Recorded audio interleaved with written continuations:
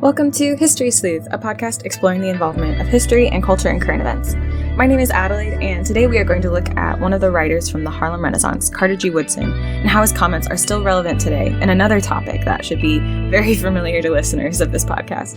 But before we get into that, if you're on Twitter, follow me at Sleuth History to get updates about when I post new episodes, and make sure also to follow History Sleuth on Spotify, Apple, or wherever you get your podcasts.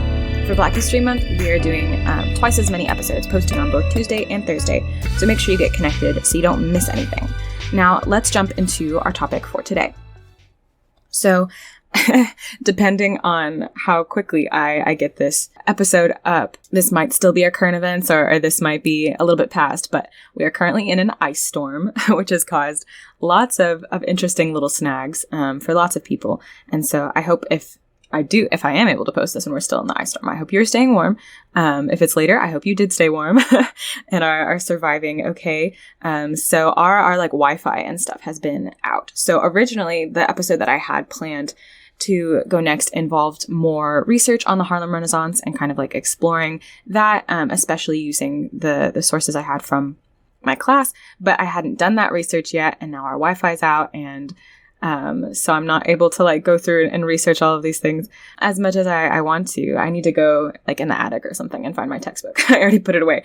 That has caused a little bit of craziness. So this episode is actually coming a little bit sooner than I originally planned, because for this one I was going to read through one of my papers from my Harlem Renaissance class, kind of exploring in more detail one particular aspect of the Harlem Renaissance that I thought was really interesting and that I researched more for the class. So this would have made a lot more sense coming after the episode entirely about the Harlem Renaissance. So I'm going to try to explain a little bit of that now to give you some context for this paper before we get into this research. But, you know, things are just kind of all over the place. 2020 was a crazy year. Apparently 2021 is shaping up to be a crazy year as well. So, you know, we just do what we can. We just do our best. So the Harlem Renaissance, what is that? That was an explosion of Black art in Harlem, New York, in the early 1900s, kind of focusing around the 1920s, 1930s. And so that was a time and a place when a lot of Black Americans were writing a lot of poetry, kind of like blues music, jazz music was coming to the forefront of like art and culture. And it was just kind of a time for a lot of Black artists and thinkers they really, really pushed embracing their heritage and their culture as Black people and celebrating that instead of trying to conform with their art and their ideas to white culture and what white Americans found more palatable. And so I talked about some aspects of the Harlem Renaissance a little bit when I did, I think it's called like even more Black History Basics, that really long one. Some people came up, such as, I think I mentioned Marcus Garvey, but also in the Harlem Renaissance, some notable people are like Langston Hughes, Zora Neale Hurston, and Claude McKay. I'm trying to think of all my favorites. W.E.B. Du Bois is there. He was pretty important.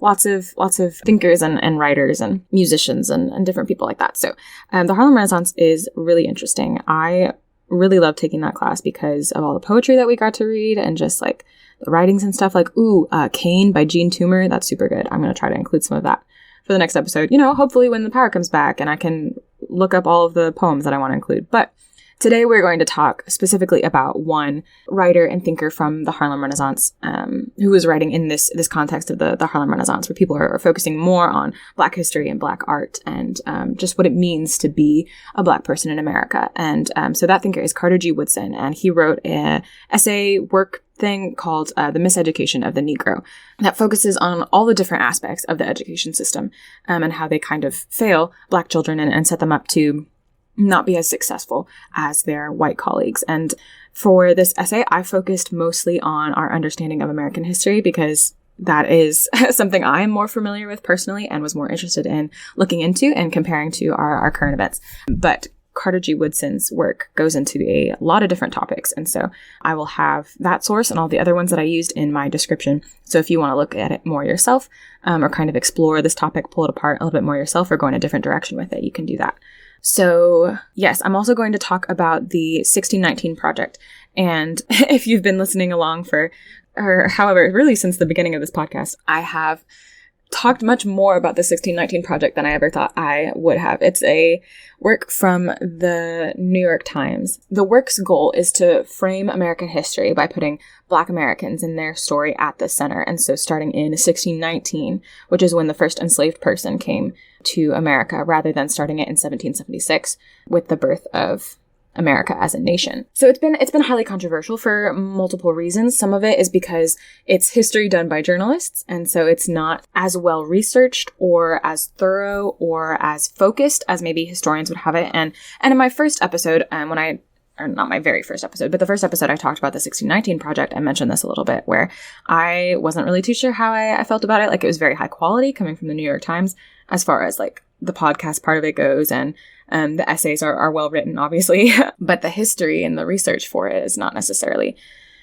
the best. I did have criticisms there, but I think the controversy coming from the 1619 Project isn't based only in the fact that like their history research could be a bit better, but people have much more heated opinions related to the 1619 Project than I think it really warrants. And so that's really interesting to look at as the backlash that they get simply for focusing on the story of Black Americans. Even just ignoring how the history is done, the subject matter and the focus and the point of it bothers some people, which I think is really, really interesting. And so that's kind of what I looked at more, those reactions in this essay. And I think my opinion and my ideas around the 1619 Project have kind of shifted as time goes on, as I keep referring back to it in this podcast. And so if you listen to some of my earlier episodes, my opinion might be a little bit different or a little bit less informed, but yeah, it's still changing and shaping. And so let's just jump right into it and talk a little bit more about comparing the miseducation of the Negro to the 1619 Project. So the U.S. education system is affected by structural racism in a way that has remained largely unchanged,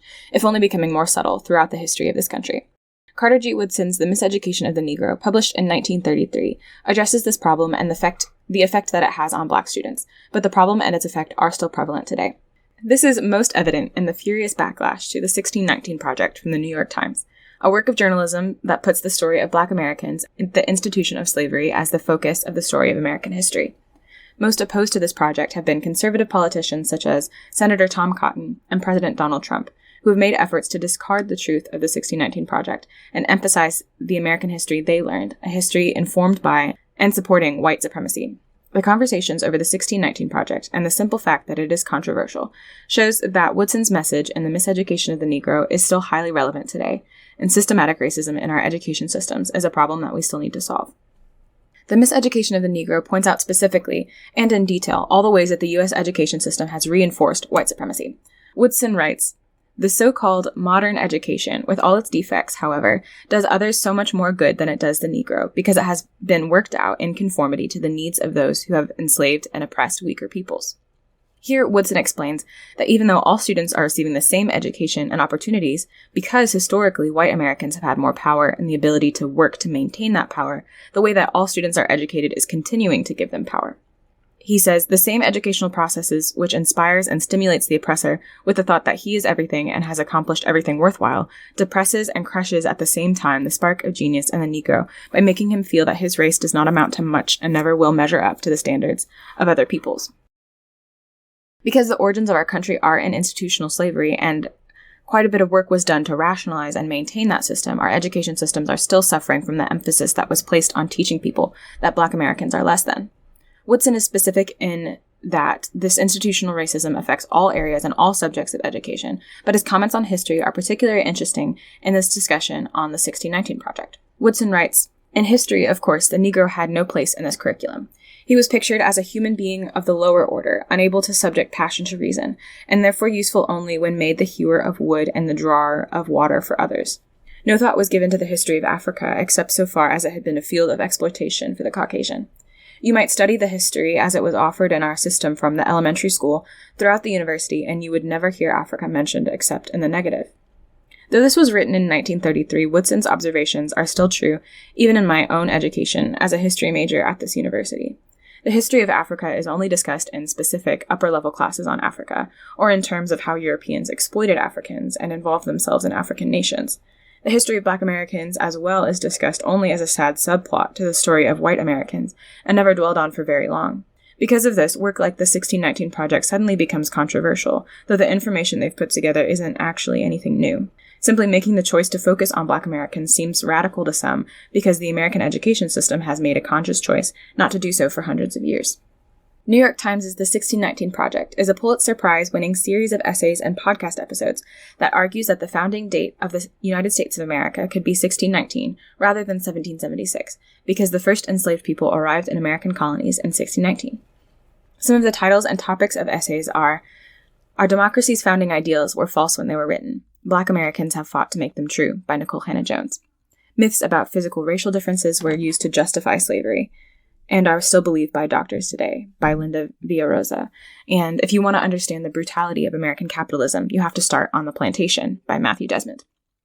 The 1619 Project aims to connect the past with the present and bring attention to a layer of American history that hasn't traditionally been focused on, the story of Black Americans. Like Woodson observed, this is something that Americans are currently missing in the education system, which makes the 1619 Project a very necessary resource. The Atlantic describes the 1619 Project by saying that this work, quote, offers a darker vision of the nation, in which Americans have made less progress than they think, and which Black people continue to struggle indefinitely for rights they may never fully realize. This tone and more pessimistic outlook on America and the history of the United States has drawn criticism from historians, scholars, other journalists, and, most consistently, vehemently, and loudly, conservative politicians. Senator Tom Cotton has been particularly vocal about his dislike of the 1619 Project and created the Saving American History Act of 2020 that, quote, would prohibit the use of federal funds to teach the 1619 Project by K-12 schools or school districts. His reasoning for working to prevent the dissemination of the 1619 Project, which centers the history of enslaved Americans and has been helpful to many teachers who find their textbooks' discussions of slavery inadequate, is that, quote, the entire premise of the New York Times factually, historically flawed 1619 Project is that America is at root a systematically racist country to the core and irredeemable. I reject that root and branch. America is a great and noble country founded on the proposition that all mankind is created equal. We have always struggled to live up to that promise, but no country has ever done more to achieve it. And that's a quote from Senator Cotton on The Guardian. Senator Cotton mixes together truth with false claims about American history. While the 1619 Project does argue that America is a systematically racist country because of its founding on the system of enslaving Black people, it does not state that America is irredeemable. Cotton's other claims are vague generalizations of history informed by a patriotic view of the past rather than facts. Though Cotton does not say this explicitly, inherent in suggesting that history is focusing on Black Americans is unpatriotic is that Cotton wants to reinforce and maintain white supremacy. If patriotism is telling history in a way that makes white Americans more comfortable, it's not love for America, but love for the benefits of white privilege. Cotton goes a step further in denouncing the 1619 Project by actually defending slavery, which, if anything, proves that the work of the 1619 Project is entirely necessary and should be widely taught in schools. Cotton says, we have to study the history of slavery and its role and impact on the development of our country, because otherwise we can't understand our country. As the Founding Fathers said, it was the necessary evil upon which the Union was built, but the Union was built in a way, as Abraham Lincoln said, to put slavery on the course to its ultimate extinction. This quote is from the Arkansas Democrat-Gazette. This is an openly racist, overly generalized view of American history that aligns with the kinds of miseducation that Woodson points to in his work. Cotton's misunderstanding here that slavery was a necessary evil that was on the course to its ultimate extinction is a testament to his own miseducation and the pervasiveness of racism in our country's education systems still today. Though slavery was evil, it was never necessary, and to claim that the Founding Fathers put slavery on a path to extinction is quite a stretch, since most of those men enslaved people themselves that they never freed. Even Abraham Lincoln, who abolished slavery, was still a white supremacist and mentioned in speeches throughout his career that he wished to keep white people privileged over others. All Cotton does by using these historical figures to defend his dislike of the 1619 Project is demonstrate his own racism. Nikole Hannah-Jones, the creator of the 1619 Project, responded to Cotton's Saving American History Act by saying that his bill, quote, speaks to the power of journalism more than anything I've ever done in my career, end quote, and then also tweeted, if chattel slavery, heritable, generational, permanent, race-based slavery, where it was legal to rape, torture, and sell human beings for profit, were a necessary evil, as Tom Cotton says, it's hard to imagine what cannot be justified if it is a means to an end. Imagine thinking a non-divisive curriculum is one that tells Black children that the buying and selling of their ancestors, the rape, the torture, and forced labor of their ancestors for profit was a necessary evil for the creation of the noblest country the world has ever seen. Hannah Jones speaks to the same points that Woodson covers in The Miseducation of the Negro, that if history was taught the way that Senator Cotton learned it and the way he wants it to be preserved, Black American children would be taught that they are inferior to their white classmates and that the suffering of their ancestors was not an injustice, but something that had to happen. Though the institution of slavery was undoubtedly influential in the formation of the United States of America, there's no need to pretend like it was a positive institution. Brian Keith Mitchell, a professor at the University of Arkansas at Little Rock, questioned the controversial nature of the 1619 Project by saying, "How would teaching what actually happened be divisive? The whole point of being educated is to have correct information." The efforts to undo the work of the 1619 Project were not limited to that of Senator Tom Cotton. At the White House Conference on American History on September 17, 2020, President Trump announced the 1776 Commission, which would promote patriotic education, quote unquote, in opposition to the 1619 Project and what he called toxic propaganda. President Trump claimed that the 1619 Project, quote, rewrites American history to teach our children that we were founded on the principle of oppression, not freedom, and that nothing could be farther from the truth. America's founding set in motion the unstoppable chain of events that abolished slavery, secured civil rights, defeated communism and fascism, and built the most fair, equal, and prosperous nation in human history. Like Senator Cotton's comments, President Trump demonstrates his own racist education rather than a more rounded view of history. The 1619 Project does not rewrite American history. Rather, it communicates an aspect of history that has been previously ignored. The history that Trump proposes in this statement is an overgeneralized version of American history with the purpose of creating patriotism and maintaining the status quo rather than seeking the truth. This kind of history has done quite a bit of damage in the past, and specifically, as Woodson demonstrated in his work, to Black Americans. Trump and Cotton would prefer to continue to teach Black Americans that they are inferior over coming to terms with the ugly truth of American history. Trump claimed that the 1776 Commission would instead be a, quote, pro-American curriculum that celebrates the truth about our nation's great history, end quote, which in very few words is clearly not at all about history, but about teaching children to be pro-American first and foremost, and in coded language that means pro-white Americans. The conversations over the 1619 Project demonstrate the disheartening fact that the America we live in today is still very similar to Woodson's in 1933. We're still dealing with miseducation that prioritizes the stories of white Americans at the expense of minority groups. The 1619 Project is a powerful tool in addressing this issue and communicating the history of Black Americans to a wider audience. But if it and projects like it continue to face such vocal critics from people in positions of power like the White House and Congress, the miseducation of Americans is certain to persist. So that's the end of the research that I did this past semester and just what I was looking at for my class. But I think it's interesting because this topic has come up a few times on my podcast, and just something that I keep coming back to is different topics of the 1619 Project being one of them, but also like, how do we teach American history and how do we understand our country as Americans? How do we wrestle with our own history and like, what is our role and our purpose in that? And so I've been thinking more about the 1619 Project, and I've had people ask me my opinion on it or to explain more of what I think on it or different arguments that'll come up about it. I've been asked for my opinion because I've looked into it a little bit. And honestly, I think my opinion keeps changing. I don't think the 1619 Project is perfect, especially as a work of history. I think it can be much, much better. But so much of the controversy surrounding it doesn't even have to do with the quality of the history research, but more so the fact that it's changing the focus of the story of American history and focusing more on the institution of slavery than our American history normally does. The fact that 1619 wasn't a familiar year to people until this project, like the year 1776 is to those of us who grew up with American history. Yeah, the simple fact that 1619 was not a number that I had memorized, not something kind of ingrained in me from my education and in general American public schools, that I think that is pretty powerful in itself. And I do like that changing the focus of history and kind of like changing our understanding of the origins of this country. I think that's a really interesting idea. And I like that more and more the more I think about it. But I don't know that I don't think that the 1619 Project is gonna solve all of Americans' problems with the education of history or solve all of America's problems with racism today. I think we're going to need more than that, something different. But I do think that the 1619 Project is an interesting and powerful way to start. And so maybe we should look at it more in depth and kind of pull apart what they do well and what they don't. I don't really have all those details right now. It is flawed. Like, it's not the best it could be. It's history done by journalists. And so, there's your first issue. But I do really appreciate the fact that the journalists that took on this project were willing to be bold and to say, actually, like, we should tell the story a different way, a way that it hasn't been told before. Why hasn't it ever been told before? And just helping people come to terms with those things and ask those questions, I think, is really helpful and really powerful. So I think my biggest takeaway looking at this topic again and just kind of mulling over the 1619 Project and miseducation in our country, something that sticks out to me is that just how history still affects people today, and how we teach history changes how people understand themselves, for better or for worse. And so it's interesting to me that there can be such a strong reaction from people to the 1619 Project.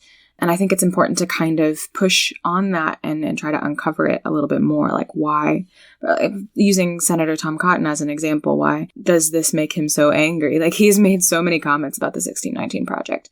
Why? How did that come about? Why does he feel personally attacked, personally offended by the existence of this project, and feel the need to make all these tweets and comments and pass this bill and do all these sorts of things? So I think that's a really interesting thing to question a little bit more and look into, because Tom Cotton's not alone in that. I know in some of my other episodes I've kind of made jokes or whatever about him and the different wildly racist things that he's said, but I think it's really important to remember that he was voted into office, you know. There are people who agree with him, people who look up to him and respect him. And so we're not just dealing with people like Trump or Tom Cotton as individuals, but whole groups of people who are uncomfortable, very uncomfortable, to the point of taking measures to stop the 1619 Project because it makes them so uncomfortable, and stop the conversation around the institution of slavery and America's involvement in it because it makes them so uncomfortable.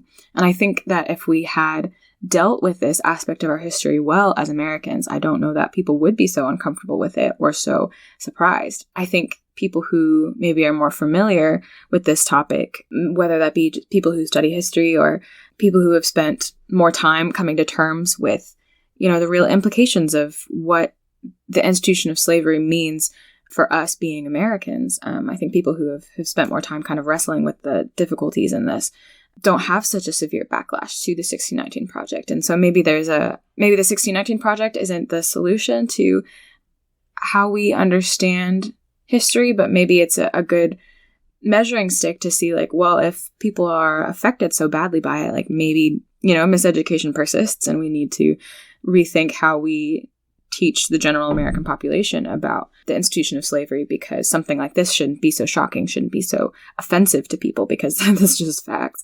It's just what happened, you know? And that leads me to, like, kind of the next reflection question that I wanted to look at, and kind of looking back at this topic and looking into it a little bit more. The next question I wrote down was, what should be our goal in educating students about history? I think for kids in school and people who aren't choosing to necessarily focus their studies on history, but just have to because of their general education, or it's some of their, like, required classes so that they can move on to the classes they're actually interested in, I think it's hard for students to really see the value in studying history if that's not something that interests them, or they just try to, like, learn all the dates and facts and get through it without really thinking about it. And I'm not an educator. I didn't take classes on education. I suppose to some extent this podcast has been an educational kind of podcast. So maybe I am in some sense an educator, but I think that's really interesting to rethink that. And our goal shouldn't be so much like, here are all these dates and names that you need to memorize. I don't think anybody who actually enjoys studying history really focuses on that part, or really enjoys that part of it. We study history to know where we came from, to know who we are, to know why our world is the way it is today, and continually get a better understanding of it. And we can see too, because history is still a discipline that we study, and we look at the same topics continually, that our understanding of different eras and different topics changes over time. If it didn't, then we wouldn't still have people majoring in history in college and studying history. And I think that's something people don't always recognize too, is that we discover more information, we put together more information, we focus on a different story, and we have a new understanding or a different understanding of history than we did before. That's kind of like what historiography is looking how a particular topic has been researched and focused on and explained before. So for educating just like the general population about history, like there's always going to be stuff to learn and always going to be things to focus on. And so I think maybe what's more important than all the dates and facts and those sorts of things is a good critical understanding of what we're looking at, not just to accept things at face value. I think the discipline of history can be a really great place to teach people the skills needed to prevent disinformation and misinformation, this more of like critical analysis skills. Those can be gained there and in other disciplines as well, but especially with history, because sometimes you have sources that are lying to you and you need to back them up with other sources, or things come together in a way that doesn't make sense. And so you need to look at those again and then find out what the truth is. Always seeking the truth, I think, is a helpful skill in our world today, as we can see from even just more recent events and everything that's going on in America. Yeah, so I think it's more important to have those critical analysis skills, and then also an understanding that history doesn't happen in a vacuum. No event in history was inevitable. And so when we look at the different processes that led up to different things, understanding that, this could just as easily happen in our time period. And what do we need to look out for? And what do we need to not stand for? Like, lying about who won an election. That can be very damaging. There are multiple points in history where that was incredibly damaging. And so we can be thankful that America is still okay today, but it could have easily gone differently and been much more terrifying than even it was to see groups of people who believed that Biden did not win the election. Anyway, that's a bit of a tangent. This all is a bit of a tangent, I guess. But I think that's an interesting thing to continue to wrestle with when looking at the 1619 Project, and hopefully the different projects that will follow after it that can research and study this topic a little bit better. The last little reflection question I wanted to think about and leave you with in this episode is, what does it mean to be patriotic? And that's something I've kind of pulled apart before when I've talked about the criticism to the 1619 Project being that it's not patriotic, or teaching children to hate America, or different people who have criticized certain areas of study for history about saying that the professors or whoever want to teach people to hate Western civilization and hate themselves and all of that. And I've said this before, so maybe this is redundant for some of you that have listened for a while, but I don't think it's actually patriotic at all to only tell people all of the good things about a country, to only tell people about all the successes, or to warp people's understanding of historical tragedies to excuse them and to say, no, it's actually fine, everything's great. Our country's great. To lie about America in order to make it seem better than it is, I don't think is patriotic at all. I think true patriotism comes from embracing what your country is, good and bad things, lamenting the historical tragedies well, and just coming to terms with the truth of things. Not focusing on lies, not hiding from the things that might be bad, but really just taking into account everything, so that we can move forward and love our country and the people in our country better in the future, because we have a good understanding of what happened in the past. I think that is much more patriotic than never telling anybody anything about what happened to Native Americans, and never telling anybody anything about the institution of slavery, because that might make America look bad. That might make people hate America. So we can't do that, because that would be unpatriotic. I think that is kind of cowardly, honestly. We need to be brave and come to terms with the historical tragedies that we carry, so that we can provide justice to people who have passed, who never got to experience justice for the hurt that they were affected by. So that's all I've got for you guys today. Thank you so much for sleuthing with me. I hope you enjoyed this bit of a random episode. I want to have a featured Black history podcast with this episode, but I wasn't able to get on the internet and find another good one. So I'll put in some of the links of the ones that I've recommended from past episodes if I can ever get it up, or I'll find another one. I don't know. But maybe I'll do 2 next week. Definitely keep checking out other podcasts about Black history so you can continue to learn and just know more about this topic. And all right, I will catch you guys next time. Hopefully we'll talk more about the Harlem Renaissance, but if I can't research for that, who knows? Who knows what we'll talk about. So don't forget to follow History Sleuth wherever you get your podcasts, so you can you can find out what ends up happening with that. And definitely please rate and review when you can. I always really appreciate that. That's great for the podcast. I hope you guys have a great day, and I will catch you next time. Bye.